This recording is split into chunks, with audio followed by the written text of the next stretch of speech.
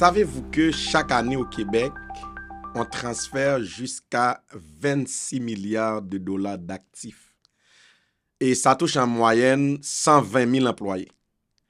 Environ 3,9% des petites et moyennes entreprises, communément appelées PME, avec employés, changent de propriétaire dirigeant, soit près de 7 400 transferts par an, selon les statistiques, les chiffres de l'organisme Reprenariat Québec. Ces données témoignent vraiment d'un véritable enjeu économique. Sans une bonne planification fiscale, si vous faites du reprenariat, votre entreprise risque non seulement une facture d'impôt imprévue, mais ça se peut aussi que ton entreprise peut être fermée. Parce que c'est important de comprendre les particularités fiscales. Comme entrepreneur chrétien, je le dis souvent, le podcast Affaires de foi, c'est là pour inspirer les entrepreneurs, pour les éduquer, pour les aider à comprendre la réalité économique ici au Québec, ici au Canada. Et c'est toujours un plaisir de recevoir une invitée, que ce soit dans le domaine fiscal, comptable, que ce soit en termes de mindset à avoir comme entrepreneur chrétien, que ce soit la spiritualité à avoir comme comment mettre mes valeurs spirituelles, disons, au devant dans mon entreprise et faire de Dieu le CEO de cette entreprise-là.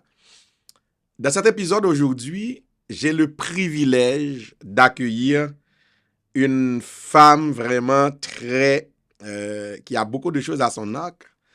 Je vais la laisser se présenter, mais elle est là plus aujourd'hui pour vous parler de quelques impacts, quelques particularités qu'il y a dans le processus de reprenariat. Quand vous voulez reprendre une entreprise, c'est quoi qu'il y a comme impact fiscal? Qu'est-ce que tu dois savoir?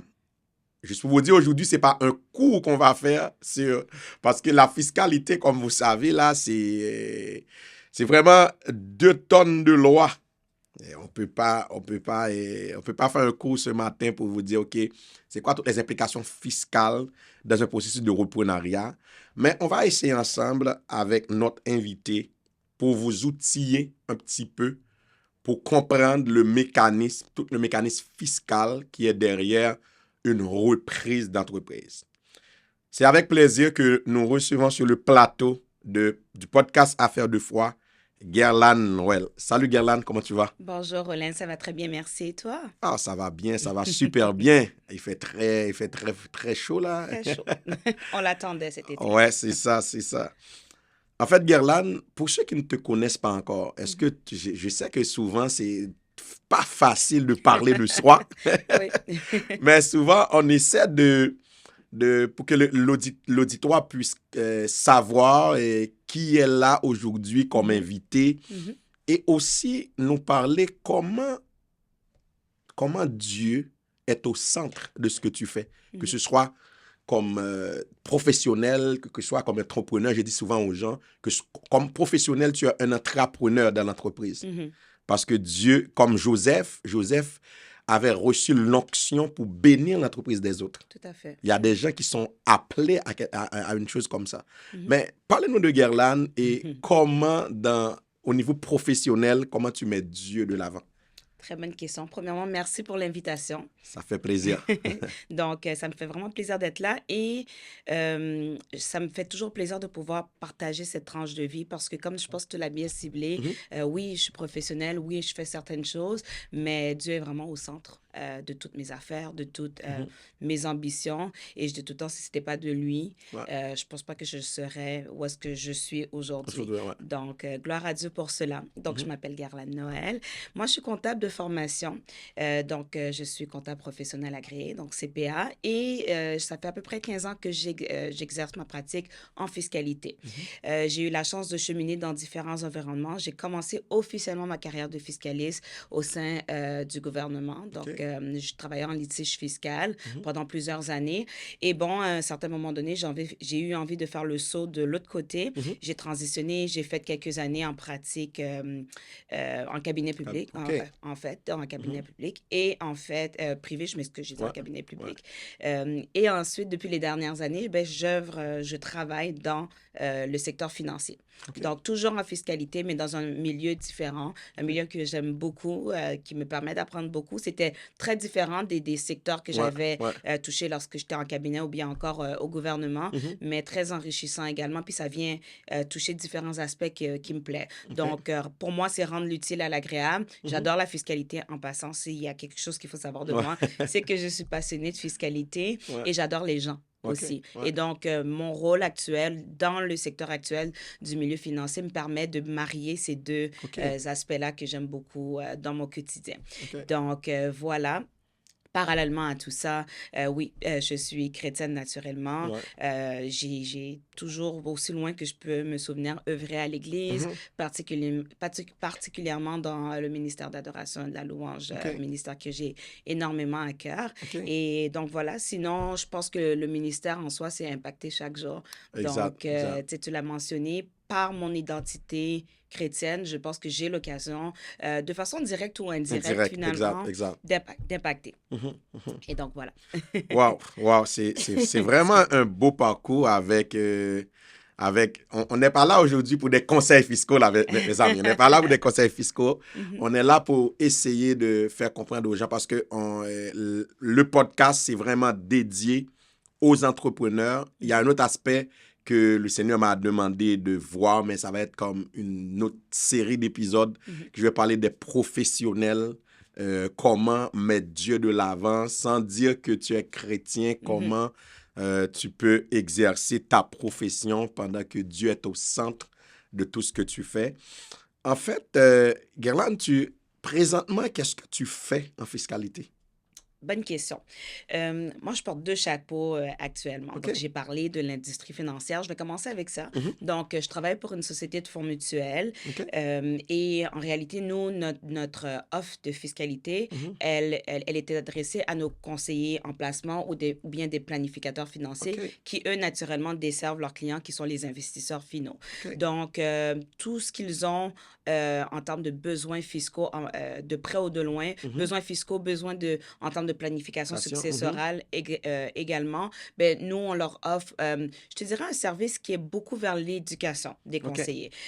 Donc, on ne fait pas du conseil fiscal comme on en ferait, admettons, si moi, j'avais mon Mhm. propre cabinet et quelqu'un vient me voir et me dit, fais-moi une réorganisation Passion, fiscale ouais. pour mes affaires, on ne le fait pas à ce niveau-là pour Mhm. différentes raisons légales. Ouais. Par contre, on éduque les conseillers, on Mhm. les oriente dans des situations précises qu'ils peuvent avoir pour OK. leurs clients. OK. Donc, encore une fois, tout ce qui touche la planification fiscale et successorale. Puis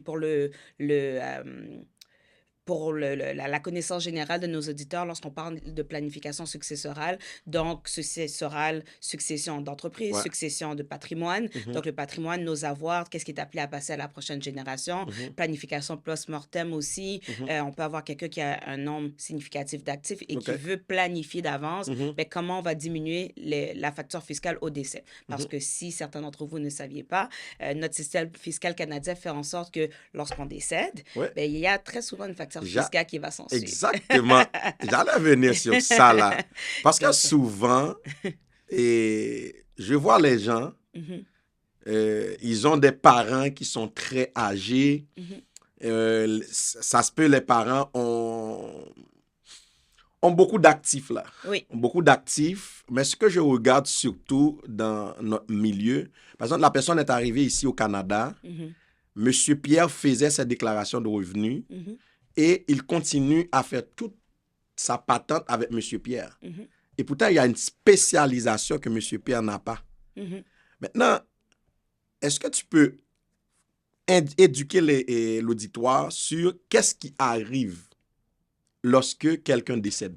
Oui, tout à fait. On Ouais, va ouvrir une petite parenthèse parce qu'on pourrait en parler ouais, pendant c'est ça, des pendant heures. des heures. Mais effectivement, beaucoup de gens ne savent pas que lorsqu'on décède au Mhm, Canada, il y a ce qu'on appelle une disposition réputée de mhm, tous nos biens. Lorsqu'on dit disposition, on parle d'une vente en mhm, réalité. Donc, je possède un chalet, un bateau, j'ai des actions dans une mhm, entreprise, name it, une voiture, tout ce qu'on a comme actif.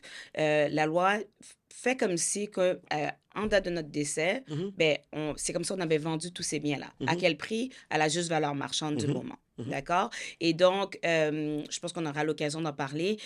À cause qu'il y a cette vente réputée, il pourrait y avoir des gains mhm, qui sont réalisés mhm, à cause de cette vente réputée-là. Et qui dit vente, qui dit gain, ben, dit mhm, potentiellement impôt à payer à cause de mhm, ce qu'on appelle le gain en capital. Donc, c'est cet aspect-là que les gens doivent garder en tête. mhm, Maintenant, il y a des exemptions, il y a des exceptions, mhm, il y a des façons de minimiser la facture fiscale mhm. ou de finalement différer peut-être le moment où est-ce qu'on va Ouais, payer cet ouais. impôt-là qui est généré au décès. Donc, c'est toutes ces considérations-là, justement, que Mhm, pour, je te dirais, cette partie ou cette portion de ma pratique qui mhm. est surtout concentrée sur la planification successorale, c'est également des discussions qu'on a couramment ou OK. bien quotidiennement avec notre Notre clientèle clientèle, ouais. dans mon quotidien, oui, Il y a dans mon quelque chose travail. qui m'attise l'esprit, là. Mhm, Beaucoup de gens sont décédés sans testament. mhm, Imagine-toi, Monsieur Jean est décédé sans testament. mhm, Maintenant, il a des enfants. mhm. Mais qu'est-ce qui arrive avec ces enfants-là? Euh, Imagine-toi, Monsieur Jean avait un chalet, avait une maison où les mhm, enfants habitaient. mhm. Et les enfants ne savent rien. Qu'est-ce qu'ils vont faire? Et imagine-toi, l'un des enfants avait une entreprise, il écoute l'épisode présentement. Mhm. Qu'est-ce que tu veux lui conseiller? Ah, mon Dieu. Ben, premièrement, on devrait tous avoir un testament. Ça, c'est Ouais, la première des choses. ouais. On devrait tous avoir un testament. Mhm, Donc, si vous ne l'avez pas encore fait, ce sera le temps de s'y attarder. Mais ouais. dans un deuxième temps, on est quand même assez bien structuré Mhm, au Canada, au Québec. Puis au Québec, précisément, mhm, il y a ce qu'on appelle le Code civil du Québec. mhm, Et lorsqu'on décède sans testament, donc les règles du Code civil il y a des règles, je devrais plutôt dire, dans le Code civil qui sont déjà prévues mhm, à l'avance pour des situations comme ça. mhm. Où est-ce que on a un particulier qui décède ab intestat, comme on dit, donc sans Ouais. testament. Mhm, Et donc, il y aura un ordre qui va être suivi selon un partage finalement du patrimoine résultant, mhm, à savoir ben, si la personne a des enfants, si la personne a un conjoint, une conjointe, il y a un partage à être fait. Si la mhm, personne n'a aucun des deux, ben, il y a différents rangs. Où est-ce mhm, que ça peut aller aux parents, où est-ce que ça peut aller à des frères, sœurs, mhm, selon le cas.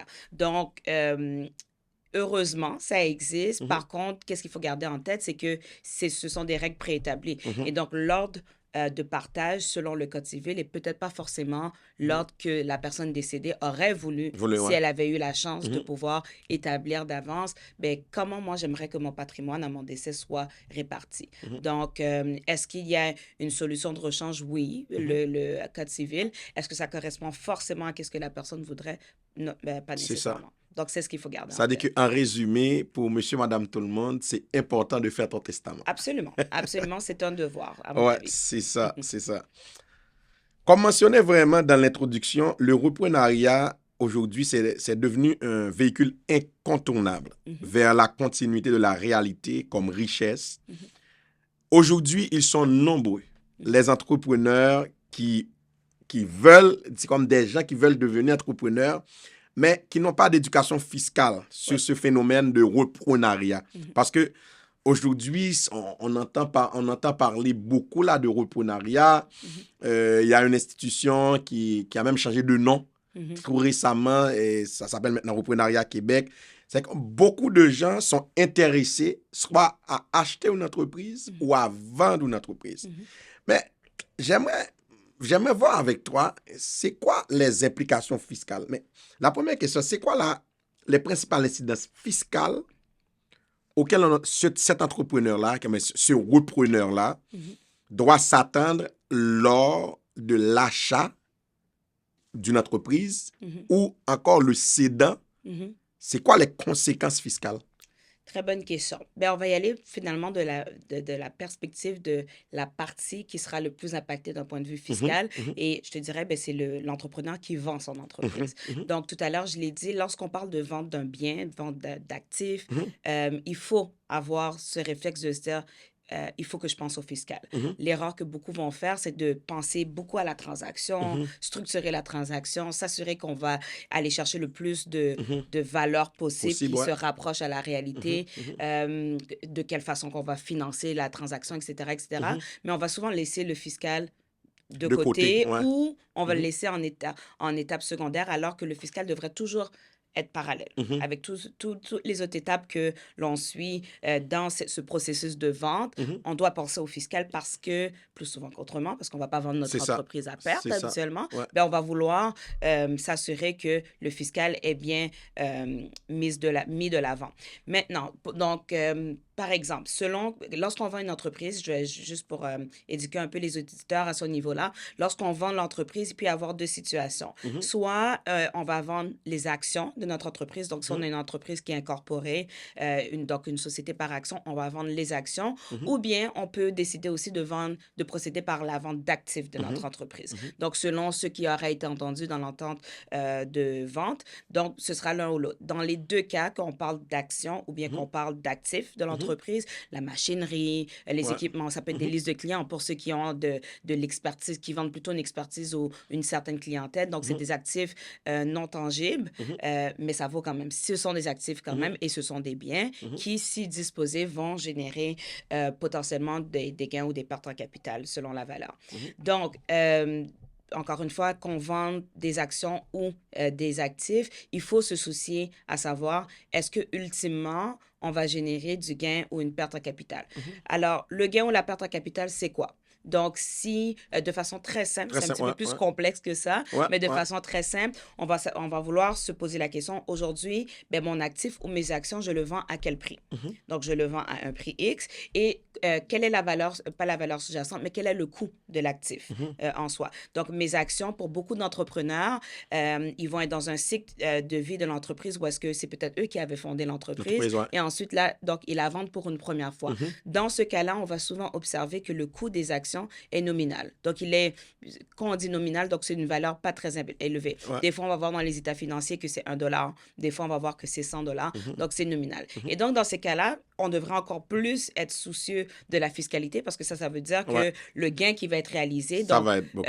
ça va être assez élevé. Donc, Ouais. pourquoi que j'explique le prix de vente, le coût? Parce que le gain en capital, c'est ça, Mhm, ultimement. mhm, C'est qu'on va prendre la valeur de vente, le prix de vente, je m'excuse, on va soustraire le coût et mhm, ensuite, le positif que ça va nous donner, ben, ça va être notre gain. mhm, Maintenant, il y a certaines déductions qui peuvent être faites au niveau du prix de vente. Par exemple, si on embauche un expert pour faire mhm. l'évaluation et tout et tout. Bref, il y a différentes dépenses qui peuvent être considérées pour réduire ce gain ultime. Ouais. Donc, encore une fois, pour souvent cette classe d'entrepreneurs qui vendent leur entreprise pour la première fois, Mhm, ça fait déjà plusieurs années qu'ils sont en exploitation, l'entreprise a une valeur significative, mhm, d'où un peu finalement cette option de vente, ben, le gain en capital va être important et mhm. donc il y a une considération fiscale, Jusqu'à la fin, ouais. il y a une réflexion aussi à faire Mhm, et un besoin souvent de consulter un fiscaliste pour voir ben, comment je pourrais structurer mhm. le tout, est-ce qu'il y a des avenues pour pouvoir potentiellement Tellement, ouais. Ouais. diminuer La la charge. facture Ouais. fiscale.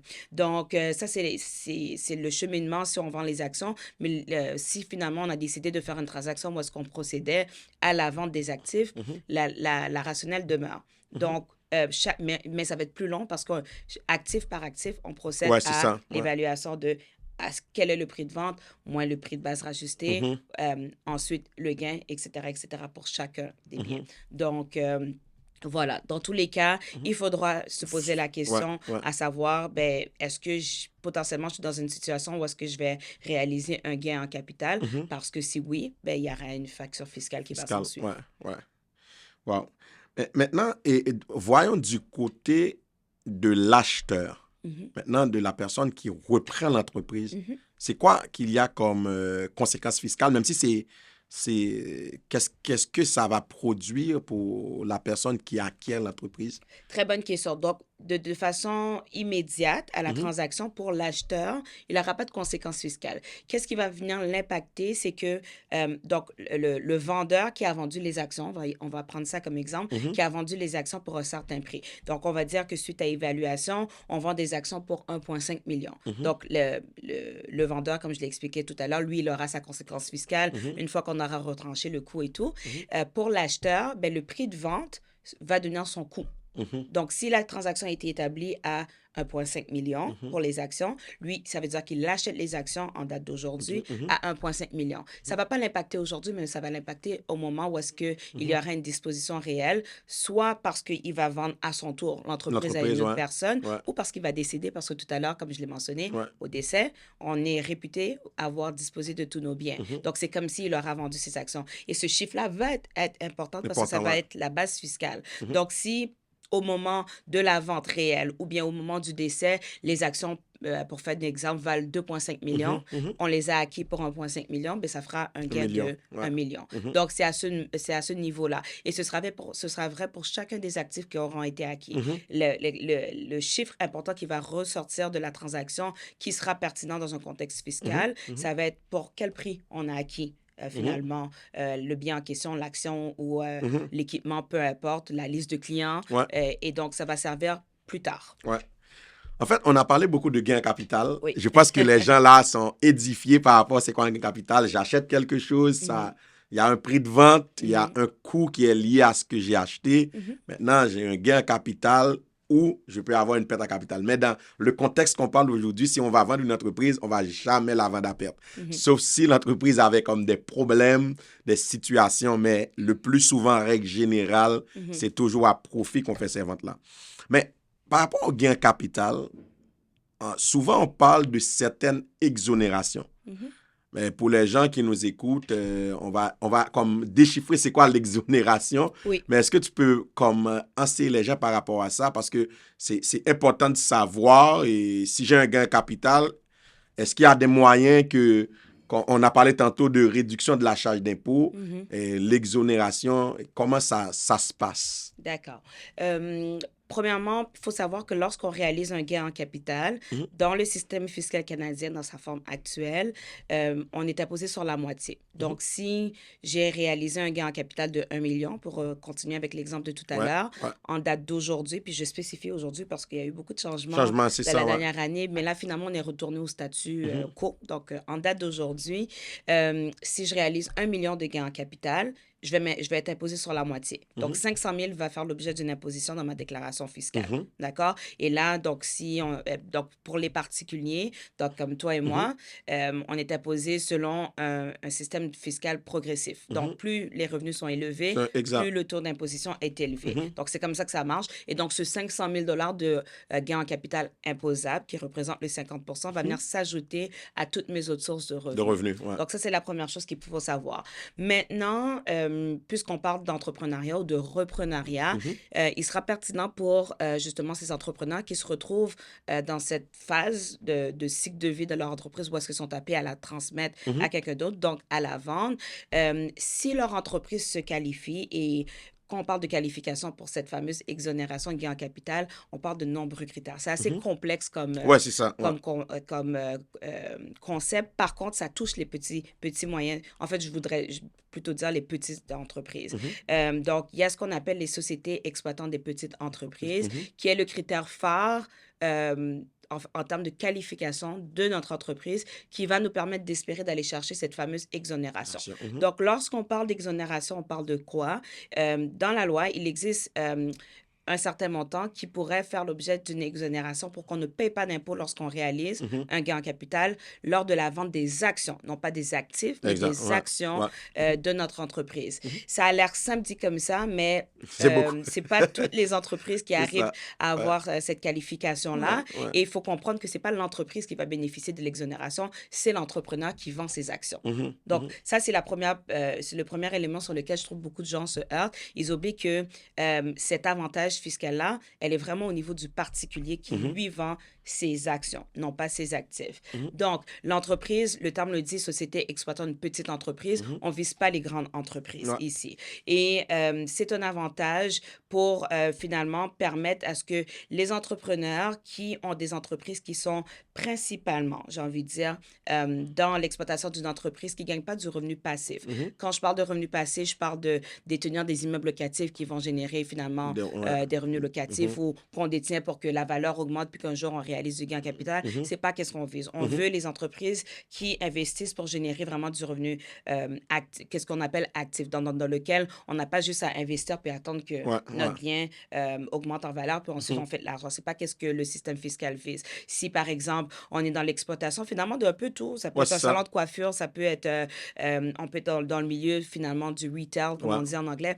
Peu importe, Mhm. on peut être dans le milieu de l'immobilier, en ce Mhm. qu'on pourrait être un courtier immobilier Mhm. et que nous, notre gagne-pain, c'est qu'on vend et on rachète des immeubles. Dans ce Ouais. cas-là, Mhm. on parle de quelqu'un qui exploite activement Activement. une Ouais. entreprise. Et Ouais. c'est ça le terme précis. Bref, donc il y a des critères par rapport à la durée de détention des actions. Il y a des critères par rapport à justement au type de revenu qui est généré, comme je l'ai Mhm. mentionné, actif versus passif.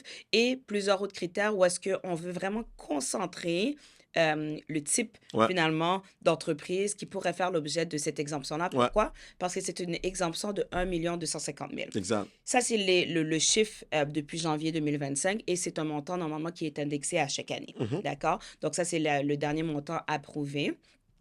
Et donc, lorsqu'on arrive à se qualifier, lorsqu'on vend, donc dans Mhm. mon exemple de tout à l'heure, lorsqu'on arrivait à un gain en capital de 1 million, Mhm. donc on a potentiellement un 500 000 qui va être ajouté à notre revenu en termes de gain en capital imposable. Et si on arrive à se qualifier Mhm. pour l'exonération pour gain en capital, bien, on viendrait justement aller chercher l'exonération de ce 500 000-là et Mhm. on ne paye pas d'impôt. Mhm. Donc, c'est un des incitatifs fiscaux, j'ai envie de dire, avantages fiscaux peut-être même, Mhm. les plus importants pour un entrepreneur d'une petite entreprise, selon ce que la loi définit comme étant petite entreprise au Canada. Donc, il faut s'y intéresser. Il ne faut jamais s'y intéresser trop tard. Mhm. Parce que, comme je l'ai mentionné tout à l'heure, à la lecture des nombreux critères, et je suis Mhm. certain que tu as déjà Ouais, ouais. vu en détail la chose, Ouais. il faut savoir qu'il y a un critère, comme j'ai dit tout à l'heure, de détention en termes de temps.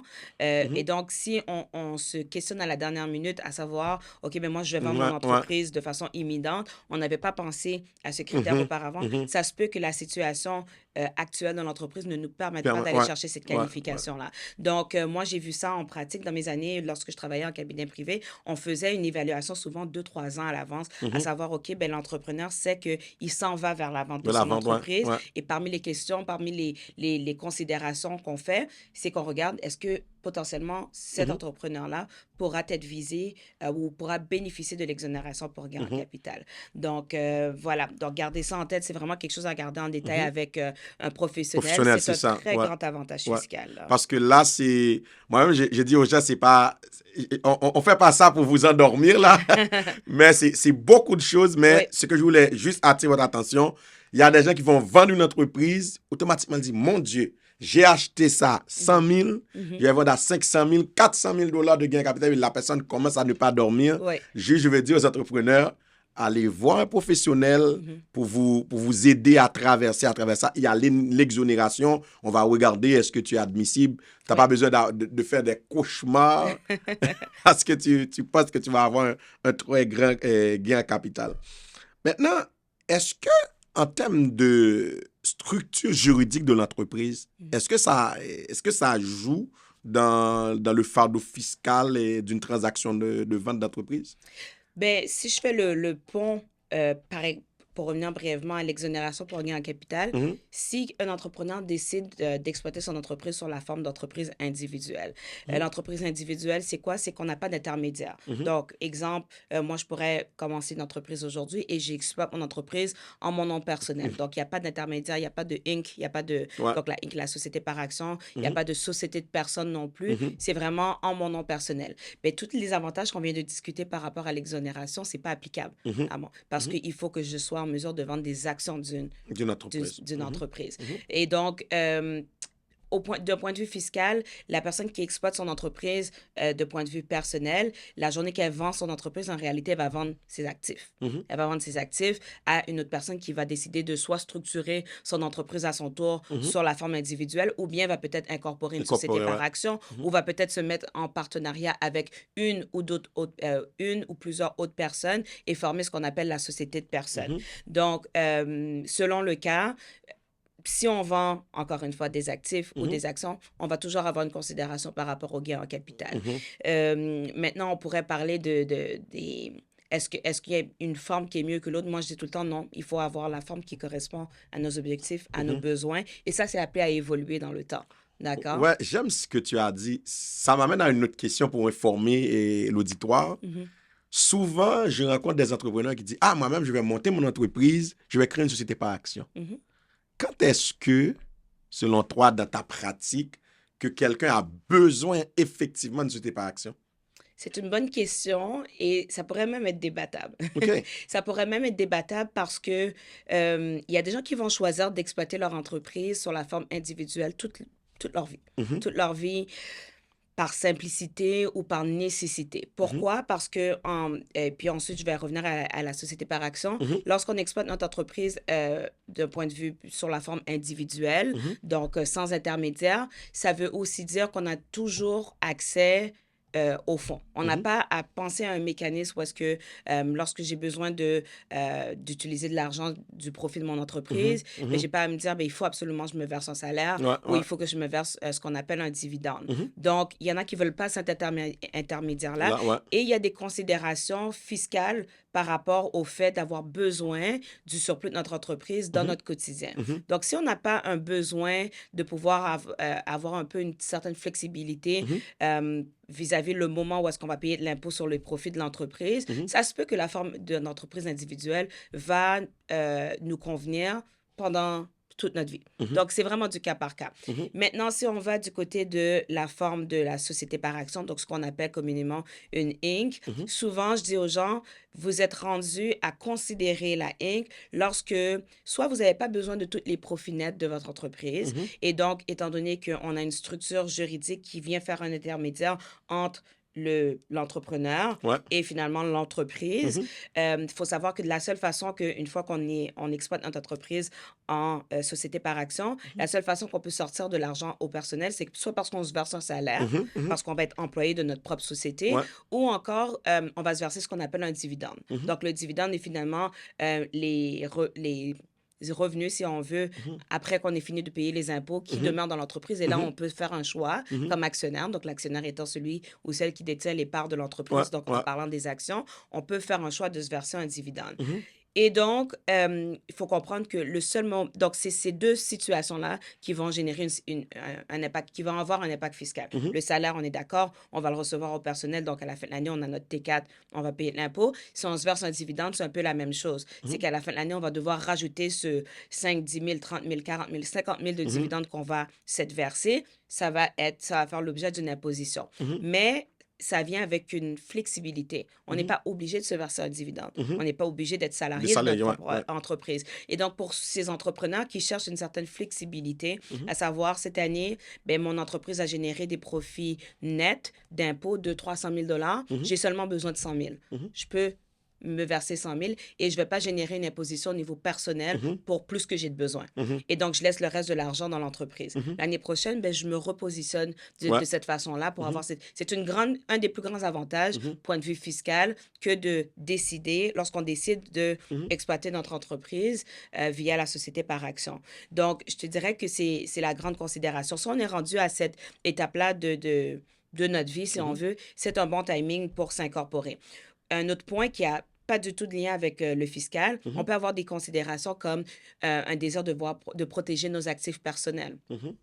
Lorsqu'on exploite notre entreprise via la forme individuelle, il n'y a pas d'intermédiaire juridique. Notre entreprise, c'est nous. Nous, c'est l'entreprise. Ça veut dire que si aujourd'hui, ça se passe mal, on n'arrive pas à payer nos créanciers, notre bateau, notre chalet, notre maison, tout ce qu'on a, ça veut dire sont saisissables pour les créanciers. Donc, souvent, les gens aussi qui ont ce besoin de protéger leurs actifs vont des fois dès le départ, aller se positionner Ouais. en incorporant une entreprise parce que ça offre une protection. Elle n'est pas parfaite, Parfait, mais ouais. ça offre cette protection que l'entreprise individuelle n'offre pas. Donc, si encore une fois, on a des actifs substantiels, on a une famille, on a un incitatif au niveau pour nous, ben, le transfert de patrimoine, on veut s'assurer que les biens qu'on a aujourd'hui, ben, qui demeurent pour Ouais. notre conjoint, conjointe, nos enfants, on va souvent vouloir se structurer ou se diriger vers la société par action, en plus du fait qu'il y a des incitatifs fiscaux, Fiscal, ouais. comme je l'ai mentionné tout à l'heure, qui sont disponibles plus vers la société C'était par par action, action. alors qu'on ne l'aura pas pour l'entreprise individuelle. Donc, c'est tous ces éléments-là qu'il faut observer. Considérer, ouais. C'est pas parfait. Je pense que c'est une des questions sur lesquelles je me fais poser le plus de Ouais. questions. Et je dis tout le temps aux gens, ben, ça dépend. Et là, on commence à discuter et on va peser les Et pour les et les pour et les contre, contre. qu'est-ce qui est important pour se positionner. Mais souvent, j'entends les gens dire, moi-même, des fois, je fais pas de débat avec les gens, mais souvent, j'entends les gens dire, à un certain niveau de chiffre d'affaires, je vais m'incorporer. Est-ce que c'est réel, ça? Est-ce que c'est réel? Oui, c'est réel. Est-ce que c'est une science parfaite? Pas forcément. Il y a des gens qui vont faire beaucoup d'argent, qui vont pas s'incorporer, mais la force des choses va faire en sorte que oui, on va être plus porté vers l'incorporation, passer un certain chiffre d'affaires. Pourquoi? Parce que plus on va faire d'argent, plus la facture fiscale va être élevée, plus on va vouloir s'assurer qu'on va pouvoir bénéficier de certains incitatifs fiscaux. Donc, je te dirais, c'est beaucoup plus cette rationnelle qu'il faut suivre ou que les gens suivent qui vont les emmener à, oui, s'incorporer, ultimement. Wow. Là, on a parlé beaucoup de vente d'entreprise, mais concrètement, quelles sont les erreurs fréquentes que on peut observer chez un vendeur qui peuvent entraîner des redressements ou des pénalités fiscales vraiment graves là? Très bonne question. Je te dirais, en pratique, les ventes d'entreprise à des membres de la famille. Dans ce secteur-là, il y a beaucoup de redressements à cause de la question de la valeur. Donc, des parents qui vendent leur entreprise à leurs enfants, des parents qui vendent leur entreprise à un frère ou à une sœur. Il faut savoir que, encore une fois, dans le système fiscal canadien, lorsqu'on fait une vente à une personne qui est liée à nous, donc des ventes entre personnes liées. Quand on parle de personnes liées, on va parler de notre conjoint et conjointe, on va parler des enfants, on peut parler des grands-parents, on peut parler, c'est ça, des frères, sœurs, bref, il y a une définition restreinte et étendue de la chose. Il faut savoir que peu importe le prix sur lequel on va s'entendre, ce que la loi veut s'assurer que lorsqu'on fait des ventes entre personnes liées, que le prix de vente représente la juste valeur marchande. Tu peux décider de vendre ton entreprise à ton enfant à en fait, à $1 ou bien, Ouais. en fait, de lui donner. Mais il y aura toujours une considération fiscale. Et donc, est-ce qu'on a la flexibilité de choisir de vendre notre entreprise à un prix de faveur à notre frère, notre soeur, notre enfant? Tout à fait. Par contre, les gens oublient la considération fiscale. Donc, ça, c'est d'une part. Donc, pour la connaissance de tous, si mon entreprise vaut 3 millions aujourd'hui, je le vends à ma sœur parce que, bon, bref, par notre lien, on s'entend sur une vente à 2 millions. Je l'ai vendu à 1 million trop bas aux yeux de la loi. On ne va pas venir modifier la transaction. La transaction, si je l'ai faite à 2 millions, c'est à 2 millions, mais aux yeux de Revenu Canada, Revenu Québec, les autorités fiscales vont venir considérer que la vente a eu lieu à 3 millions. Et donc, où est-ce que ça va venir impacter l'entrepreneur? C'est la facture fiscale, parce que le gain en capital va être calculé sur une plus grosse, un plus gros montant. C'est une erreur à ce niveau-là. C'est une erreur également pour la personne qui l'achète. Pourquoi? Parce que d'un bord, oui, il y aura requalification pour calculer le gain capital pour l'acheteur, mais pour le vendeur, je m'excuse, mais pour l'acheteur, dans l'exemple que j'ai donné, on va dire ma soeur, ben, son coût qui va servir à plus tard, tu sais, qu'on a parlé tout à l'heure que comment ça allait impacter, ben, son coût va comme être gelé à 2 millions. Et c'est là qu'on a une situation, ce qu'on appelle une situation de double imposition. Donc, oui, moi, comme vendeur, j'ai payé l'impôt comme si j'avais payé 3 millions. 3 millions. Mais là, pour l'acheteur, son coût est limité à 2 millions. Et ça, c'est une erreur tellement qu'on dit souvent aux parents et tout, si vous êtes pour faire des transactions comme ça, pour éviter la double imposition, vous seriez quasiment mieux de la structurer pour que ce soit un don. Parce que lorsque c'est un don, pour le parent, on va toujours considérer la juste valeur marchande. Donc, dans mon exemple, ça sera de toute façon comme ça, on l'avait vendu à 3 millions. Pour l'acheteur, le coût va représenter la juste valeur marchande aussi, puisqu'on avait fait une donation. Donc, ça, c'est des petites choses que des fois, les gens ils oublient. Là. Souvent, on dit l'ignorance, c'est un démon. Oui, tout à fait. Tout à fait, tout à J'ai vu fait. des entrepreneurs Mhm, qui passent leur entreprise à leur enfant en venant seulement au site du registraire changer les noms. mhm, mhm. Quel est l'impact fiscal dans ce genre de... Parce qu'il n'y a aucun document, il n'y a rien, Oui. seulement la personne, tu l'as vu, il était au registraire, Mhm, quelques temps avant, il était actionnaire majoritaire, et puis ouais. demain matin, il change ça au registraire, Ouais. et son fils est devenu actionnaire majoritaire. Ouais. Il n'y a Ouais. aucune déclaration, rien n'a été fait. Oui, oui. Ben, point de vue fiscal, c'est justement ça, c'est qu'il y aura une facture fiscale sur la pleine valeur marchande Mhm, des actions qui ont été vendues. On a beau dire, oui, on n'a pas structuré la transaction pour que ça représente la juste valeur marchande, mais fiscalement parlant, c'est ce qui va se passer. C'est une vente réputée à la mhm, juste valeur marchande. Qu'est-ce qui est bien ici, c'est qu'ici, il n'y a pas eu de prix sur lequel on s'est entendu et que c'était une donation, mais la pleine valeur marchande va devenir le coût pour l'enfant et donc on mhm, va éviter dans le futur une double imposition, mais pour le parent, il y a une facture fiscale qui va s'en mhm, suivre. Et maintenant, certains vont le faire de façon très consciente, surtout s'ils sont bien accompagnés. Si par exemple, on a d'autres attributs fiscaux qui peuvent nous aider à absorber la mhm. facture fiscale, on va le faire consciemment Consciemment, ouais, parce ouais. qu'on a peut-être des pertes en capital accumulées au fil L'accumulation, des ouais. ans ou Mhm, d'autres éléments qui vont faire en sorte qu'ultimement, monétairement, on ne va pas payer la facture fiscale. C'est mhm. correct dans ce cas-là. C'est juste de le faire de façon avertie et Averti, ouais. avisée. Mhm. Ah, c'est vraiment important quand vous êtes dans une transaction de vente d'entreprise de consulter un professionnel Absolument, oui. parce que sinon vous risquez comme de payer une grosse charge fiscale. Oui. Maintenant, on va parler des entreprises sociétés par action Mhm, où il y a plusieurs actionnaires. mhm, Et ça se peut, c'est des actionnaires qui sont liés, ça se peut, c'est des actionnaires qui ne sont pas liés. mhm. Mais ce que j'aimerais comprendre, c'est quoi le rôle de la convention d'actionnaires, entre actionnaires, dans la protection fiscale du vendeur. OK. C'est une bonne question. Premièrement, la convention entre actionnaires, je pense que c'est important de le positionner ou Mhm, de l'expliquer. Moi, j'aime bien appeler ça, c'est la feuille de route un peu des actionnaires. mhm, Donc, on est 2, 3, 4 actionnaires, peut-être liés, comme tu mhm, l'as dit, comme mhm, tu l'as bien dit, ou peut-être non liés. mhm. Et qui dit 2, 3, 4, 5, 6 êtres humains qui fonctionnent Attention, ensemble, ouais, ouais. dit conflit potentiel. Mhm. Hein? L'être Ouais, humain étant ce qu'il est, exact, c'est pas vrai qu'on est d'accord sur tous les exact, sujets. exact. Et donc, si on exploite une entreprise ensemble, ben, des fois, peut-être qu'il y aura confrontation, peut-être que des fois, même, il y a des actionnaires qui vont vouloir sortir de Mhm, l'entreprise pour une raison quelconque. mhm, Des fois, ça va être des circonstances atténuantes de la vie, la maladie, le décès, qui vont nous forcer à sortir. mhm, Et donc, la question qui se pose, c'est comment qu'on va réagir lorsque ces situations-là vont se présenter. mhm, La journée qu'on va avoir un conflit, comment on va être amené à résoudre le conflit. mhm, Donc, la convention entre actionnaires, pourquoi que je dis que c'est une feuille de route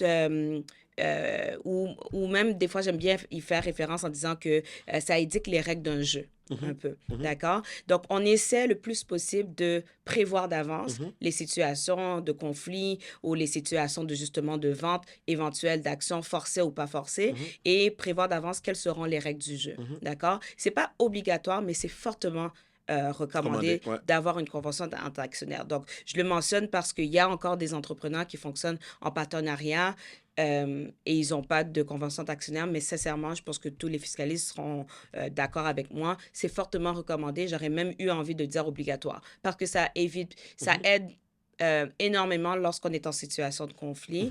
mhm. Et bref, donc, mais peut avoir effectivement un envers de la Ouais, médaille ouais. lorsque peut-être la convention entre actionnaires est un petit peu peut-être trop rigide. Oh, j'y dois, ouais. Donc, ta question, en effet, de comment ça peut venir impacter une transaction de D'action, ouais. vente, Mhm, c'est que dans la convention entre actionnaires, il peut y avoir des clauses qui prévoient d'avance les termes d'une vente. mhm, Ça peut être en termes de valeur. On peut fixer d'avance que si, à un moment précis, on est appelé ou amené à vendre les actions de notre entreprise, on prédétermine mhm, le prix de vente. mhm, Et ça peut être problématique au niveau fiscal. mhm. Par exemple, si on transige avec une personne liée, Lié, ouais. ou est-ce qu'il faut qu'on regarde la juste valeur marchande. Mhm. Et là, ben, le prix entendu dans la convention ne représente Notre pas la part, ouais, juste je valeur vais en marchande. entendre, ouais. Là, on pourrait être pris à à vendre nos actions au prix entendu, parce que si on a signé la convention entre actionnaires, ben, on s'y entend. Alors, on va devoir s'y conformer plutôt. Donc, si c'est prévu que les actions, on les vend pour 1,2 million et que dans les faits, ça vaut 1,5, donc là, on les aura vendus pour 1,2 parce que Ouais, c'est c'est ça. l'entente. Ouais. Mais, point de vue fiscal, si par exemple, ces actions-là ont été vendues de moi à ma sœur, ben, je vais devoir avoir une transaction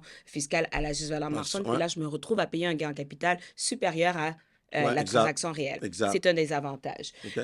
On peut être restreint aussi, point de vue vente, à qui je peux vendre mes actions. Les actions, Il y a ouais. des clauses dans une convention entre actionnaires qui peuvent m'obliger à d'abord offrir mes actions ou à seulement offrir mes actions à mes co-actionnaires. OK. Donc Ouais. ça, souvent, les gens vont mettre ces clauses-là quand ils veulent protéger finalement l'actionnariat de l'entreprise pour que ça reste dans un cercle fermé. Fermé, On ne veut ouais. pas se retrouver avec une tierce personne, pas en lien. Des fois, on voit ça beaucoup dans les entreprises familiales, mais même les entreprises non familiales, Ouais. c'est que souvent, les co-actionnaires veulent garder le contrôle sur qui va Ouais, devenir un nouvel actionnaire de ouais, l'entreprise. Ça peut changer beaucoup de choses. C'est une nouvelle vision, une nouvelle Exact. perspective Exact. et potentiellement, ça peut générer d'autres conflits. Si on peut le minimiser, ces impacts-là, c'est important. Donc, c'est tous ces éléments-là qui peuvent directement ou indirectement venir impacter une transaction de vente. Donc, toujours être bien conscient, que ce soit comme vendeur, actionnaire-vendeur, ou bien comme acheteur potentiel, de l'existence ou non d'une convention entre Ouais, actionnaires ouais. et des termes qui vont venir impacter la vente. Encore une fois, que ce soit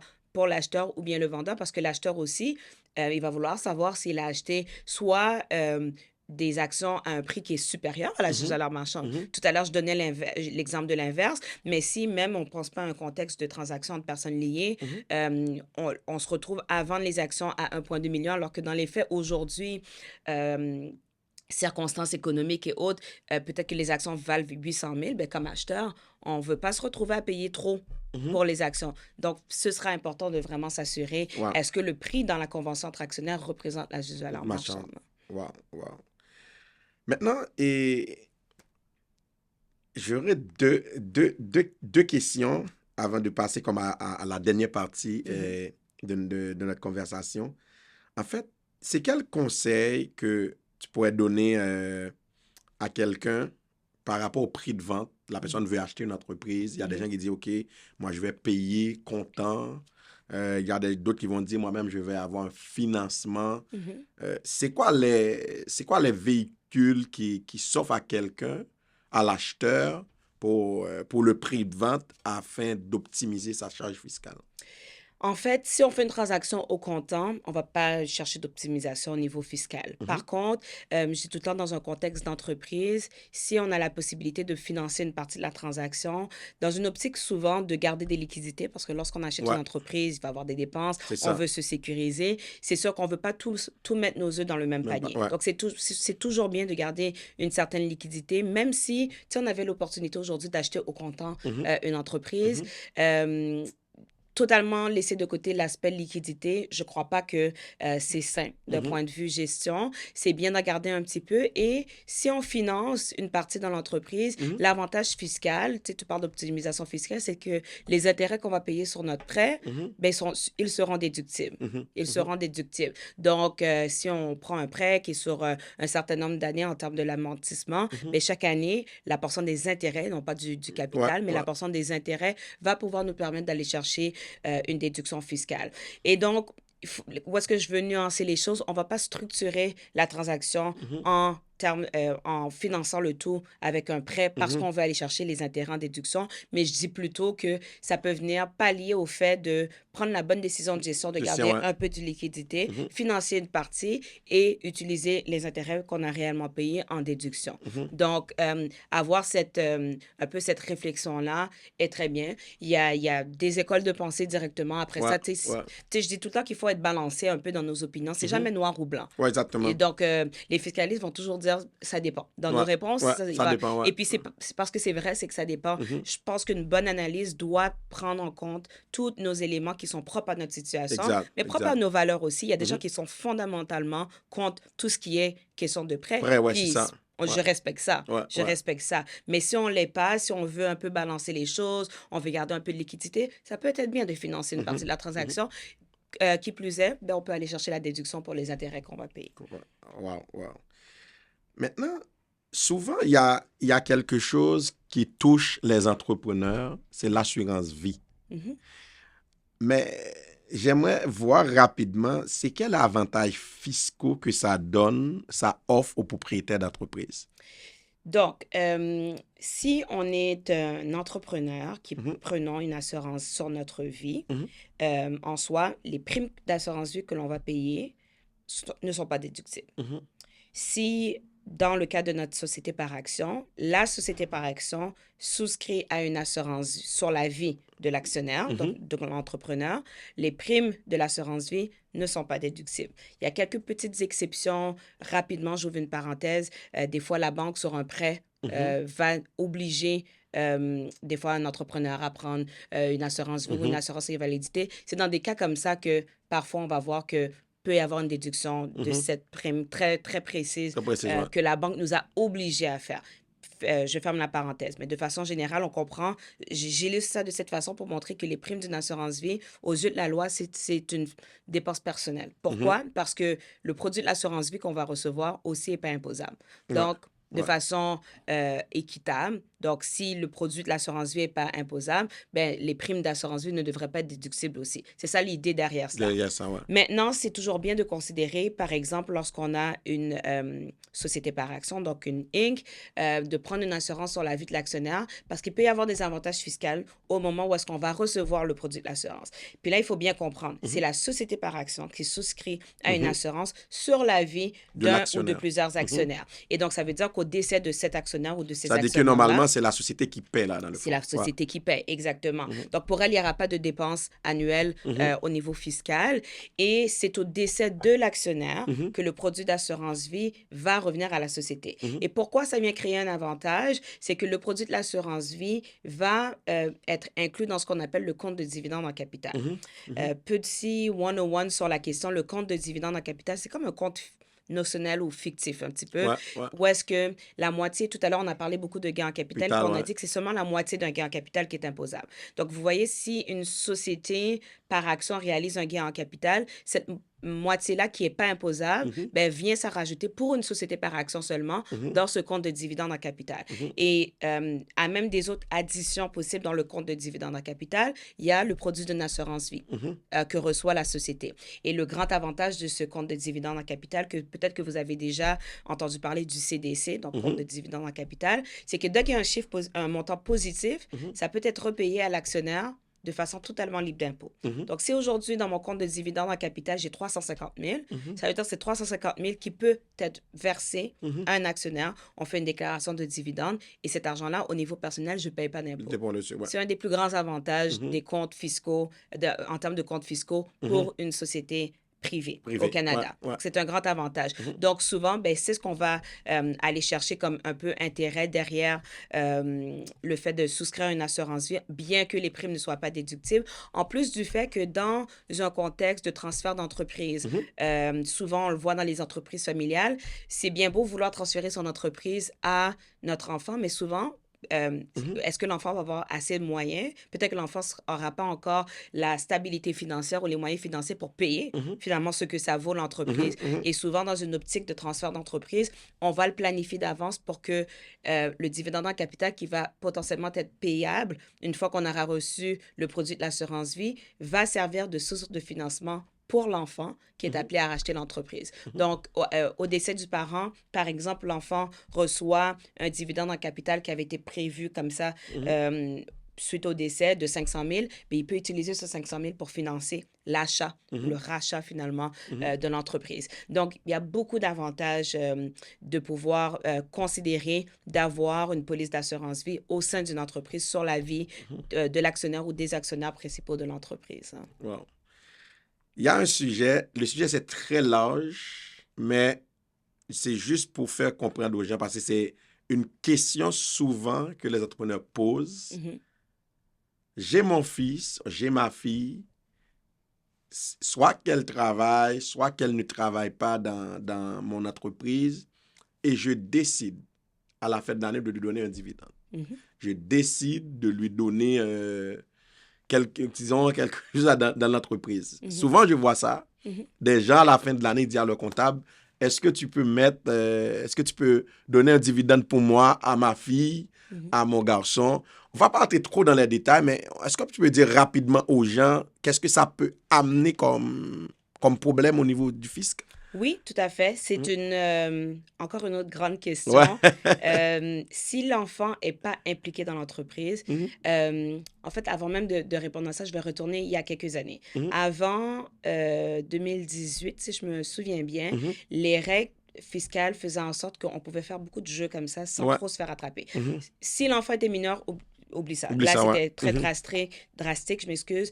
Il y avait l'impôt sur le revenu fractionné qu'on appelle, faisant en sorte que, tu sais, tout à l'heure, je disais qu'au Canada, le système fiscal est progressif. Plus on gagne de revenus, plus le taux d'imposition augmente, mais c'est progressif. Ouais. Lorsqu'on se fait attraper par l'impôt sur le revenu fractionné, avant 2018, un enfant mineur, tu as un enfant de 12 ans, tu dis, OK, verse-lui un 50 000 de dividendes, on était frappé par le taux marginal le plus élevé. Ouais, Donc, c'était ouais. très désavantageux de Ouais. faire ça. Ouais. Maintenant, depuis 2018, il y a eu d'autres règles qui sont venues faire en sorte on est venu élargir finalement la portée de ce qu'on appelle l'impôt sur le revenu fractionné pour empêcher des choses comme ça. On paye des dividendes à des conjoints qui ne sont pas vraiment impliqués dans Ouais. l'entreprise, des Ouais. enfants qui ne sont pas vraiment impliqués dans l'entreprise. Donc, ça devrait être ça la considération.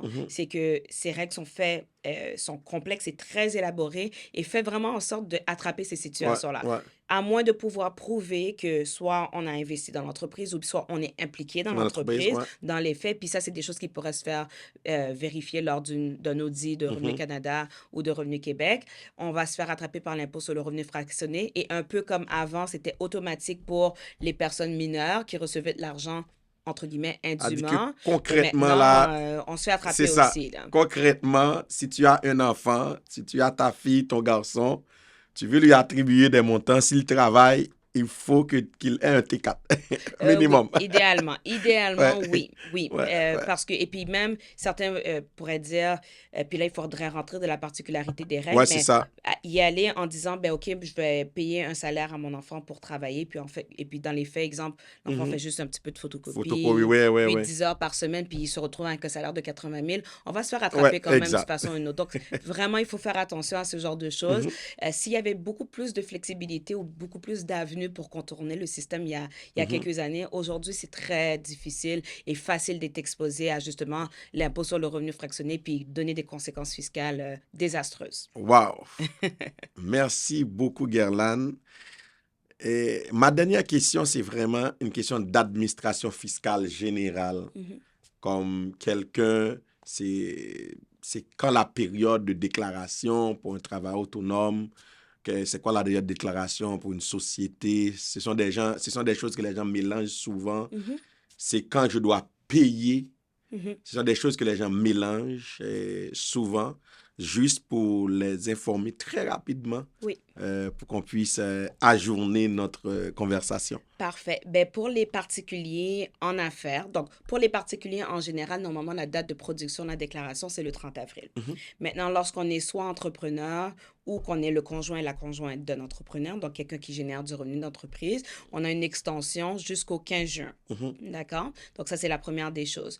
Qu'est-ce qu'il faut savoir, c'est que malgré l'extension, la date du paiement de la facture fiscale est toujours au 30 avril. Donc, dès qu'on passe le 30 avril, même si on avait le droit de produire notre déclaration au 15 juin, si on a un solde à payer, ben, les intérêts commencent à courir à partir du 1er mai. Donc, c'est quelque chose qu'il faut garder en tête. Et c'est pour cette raison qu'en pratique, beaucoup d'entrepreneurs vont dans les faits produire leur déclaration au 30 avril pour ne pas se casser la tête. Exact. Ils se disent, ben, c'est correct, j'ai pas pris l'extension et je paie ma facture. Ou, en pratique, j'ai souvent fait des estimés pour des entrepreneurs. Donc, on y va à peu près pour voir est-ce qu'il y a un impôt à payer. Si oui, ils envoient d'avance, souvent un peu plus aux autorités fiscales. Et lorsqu'on produit la déclaration, s'il y a un trop payé, les autorités fiscales vont nous rembourser. Et s'il y a un solde, et si ce n'était pas suffisant, ben, on paye un intérêt calculé. Donc, normalement, si on est à jour dans nos dates, ça ne devrait pas être significatif selon le solde là, qui résulte. Mais voilà pour les particuliers. Et si on exploite la société par action, qui, elle, est une entité distincte à part, c'est une personne au sens de la loi et donc une société par action paie ses propres impôts. Et donc, pour la société par action, c'est un peu différent. Normalement, on regarde 6 mois après la date de fin d'année. Donc là, on est au mois de juin. Le 30 juin, toutes les entreprises qui ont des dates de fin d'année parce qu'on choisit, lorsqu'on incorpore une société, quelle est notre date de fin d'année.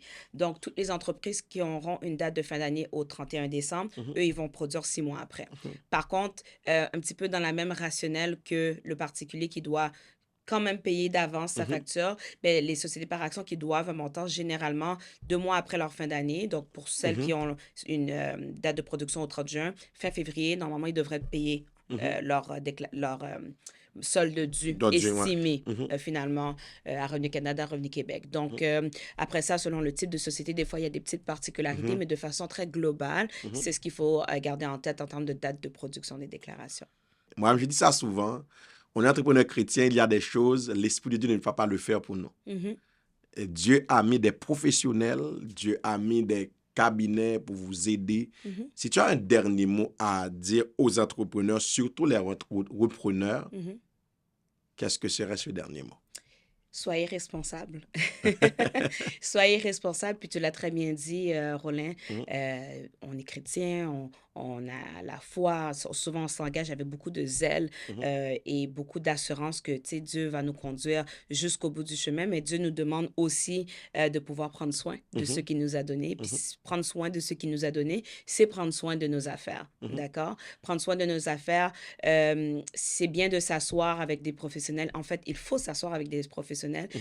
Ça veut aussi dire être à ses affaires, être capable de reconnaître qu'on ne peut pas tout gérer par soi-même. Parfois, les gens sont hésitants à faire appel à des professionnels parce qu'ils ne veulent pas payer les honoraires ou des choses comme ça. Mais à mon humble avis, c'est pas très sage. Donc, être très conscient qu'on n'a pas toutes les expertises, qu'on ne peut pas porter tous les chapeaux. Les entrepreneurs sont occupés et il y a juste 24 heures dans une journée. Et donc, je crois que c'est une sage décision d'être en mesure de se dire, ici, j'ai besoin d'un avocat. Ici, j'ai besoin d'un comptable ou un fiscaliste pour m'accompagner. Et c'est une sage décision que vous preniez pour vous-même et pour le bien de votre entreprise. Donc, mon conseil, c'est soyez responsable. Wow! Merci beaucoup, Guerlaine. Merci d'avoir échangé tout ça avec notre auditoire. Vraiment, on voit l'aisance. Peut-être que Guerlaine n'a pas dit, on voit l'aisance de quelqu'un qui enseigne.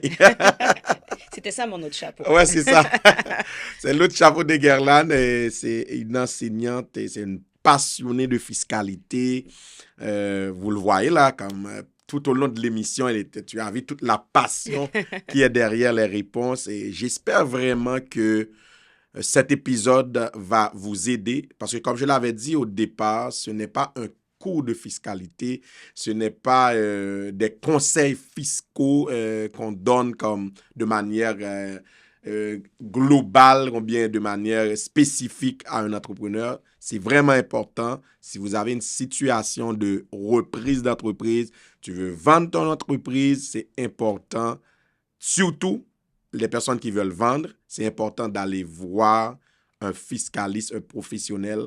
Et les semaines qui s'en viennent, on va avoir un avocat, on va avoir un conseiller financier juste pour vous aider, pour les gens qui veulent reprendre une entreprise, pour comprendre c'est quoi la dynamique qu'il y a derrière le reprenariat d'entreprise. Merci vraiment encore, Guerlaine, pour ton partage authentique, ta passion et ta précieuse contribution au podcast, et que Dieu continue à vous guider et puis à vous élever dans votre mission. Merci beaucoup. Merci pour l'invitation. Parfait, merci. Mesdames, messieurs, chers entrepreneurs et aspirants entrepreneurs, vraiment, nous avons passé un très bon moment, une très bonne conversation, et je vous invite vraiment à aller écouter cet épisode enrichissant. Nous remercions l'entreprise HP via sa nouvelle carte de paiement Weekwise. Et comme vous le savez, si vous voulez semer dans cette œuvre et devenir un partenaire du podcast Affaires de foi, nous vous invitons à rejoindre notre communauté, les impacteurs du royaume. Merci à tous et que votre parcours entrepreneurial soit guidé par la foi et l'excellence. Soyez impactés et à très bientôt pour un nouvel épisode du podcast Affaires de foi.